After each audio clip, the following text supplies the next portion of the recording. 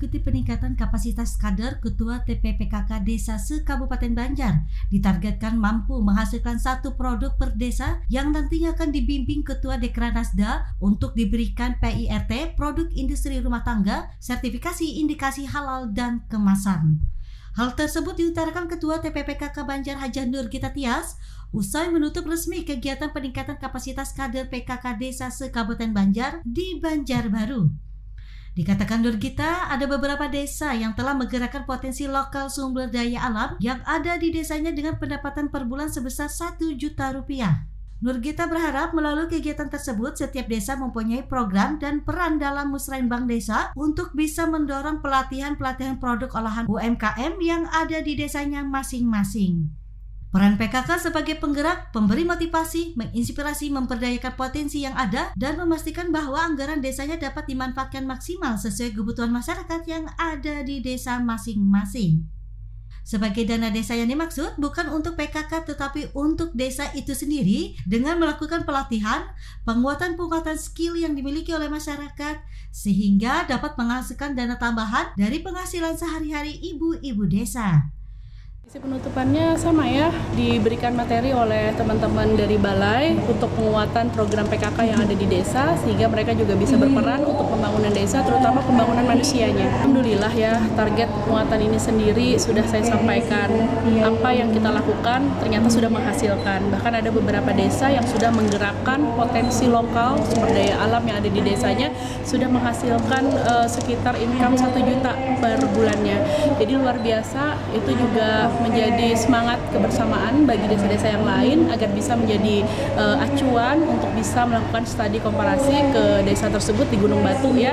Nah ini tadi alhamdulillah dari kegiatan-kegiatan seperti ini tentu saya juga berharap setiap desa itu punya program dan peran dalam musrenbang desa untuk bisa mendorong pelatihan-pelatihan yang ada di desanya masing-masing. Karena kalau kita hanya mengharapkan dari APBD dan mitra dengan pemerintah, saya rasa itu tidak bisa cukup dalam waktu yang singkat mengcover seluruh Kabupaten Banjar dengan luasan wilayah yang cukup besar.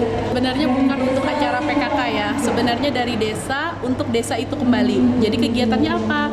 Kegiatannya semacam pelatihan, kemudian juga penguatan skill yang dimiliki oleh masyarakat sehingga dapat menghasilkan untuk dapat dana tambahan dari penghasilan sehari-hari ibu-ibu di desa dan kemudian juga memperhatikan kepada peran Bunda PAUD dan Ketua Dekranasda yang ada di desa. Jadi semua bisa tercover. Sebenarnya kalau dibilang dana desa untuk kegiatan PKK itu tidak, tetapi dari desa untuk desa kembali. Lalu PKK di mana tempatnya teman-teman? PKK tempatnya adalah sebagai tim yang menggerakkan, ya, memotivasi dan memastikan bahwa anggaran desanya bisa dimanfaatkan maksimal sesuai dengan apa yang dibutuhkan oleh masyarakat di desanya. Jadi kalau masyarakat desanya ternyata punya potensi hasil tani yang luar biasa, cabai, terong, kacang misalnya, berarti dari dana desa itu harus ada dialokasikan untuk menambah skill masyarakatnya.